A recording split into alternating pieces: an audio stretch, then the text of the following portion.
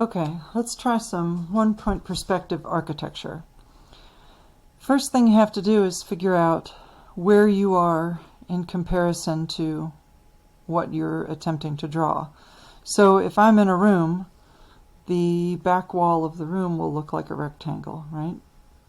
Because our line of vision has to be perpendicular to the subject matter. So if there's the back wall of the room I'm in, then you have to figure out where you are in comparison. So am I sitting in a chair? Am I standing up? Am I laying on the floor? All of that matters. And am I to the left or to the right? I'm going to put my perspective sort of sitting in a chair and over to the left here, right? So let me see if you can, I'll make that red so that you can see it a little bit easier. Okay, so there's my perspective point. And of course it will be right in the center of my horizon line, right? Okay, so if I have, let me straighten that up.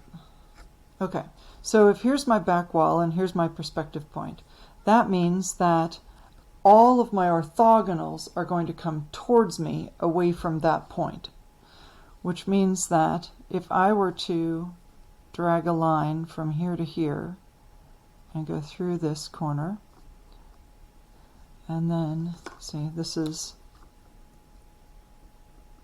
that's where that's coming from, right? And same, so here. Okay, wait a minute, these aren't the same angle, is that okay? Yes, it is. Because if we were exactly dead center on this rectangle, if we were right here, then all of this would look very much the same because you'd be equidistant to those two walls. But if you are off-center like this, then you're going to be closer to one wall, which means that this wall is going to disappear at a sharper angle than this one will. We'll be able to see more of that, right? Okay, so now we have a room that's empty, but we have at least 3 walls and a ceiling and a floor.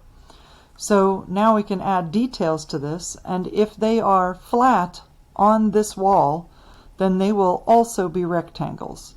So, for instance, a door would be flat to the wall. However, if I wanted it to be a thick door, say a thick doorway like adobe, then the thickness would be coming towards my perspective point and coming down, right? And this would be coming up. The top would be horizontal, and the bottom you have to erase so you don't trip over it when you walk out the door, right? Now, you'll notice that there isn't one on this side because you can't see it, right? It's around the corner from what you can see from where you are. Remember, in a perspective, it's from one perspective. We're not getting up and wandering around and drawing from multiple perspectives. So now we have a door. Say I want to put a big map on the wall.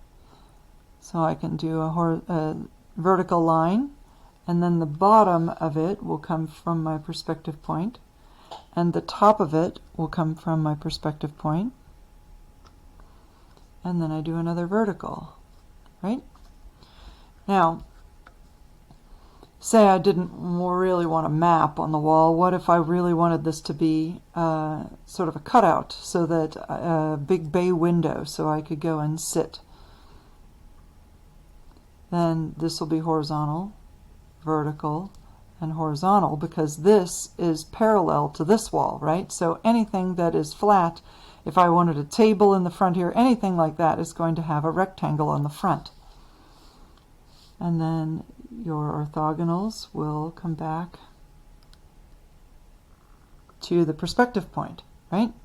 And now you have created a space in here where you could conceivably have a nice big fat pillow. Your cat could crawl up in there and have a nap, right? Okay, so if I wanted a rug on the floor, I could start by having the back edge of the rug, and then I could pull the rug towards me from my perspective point, right?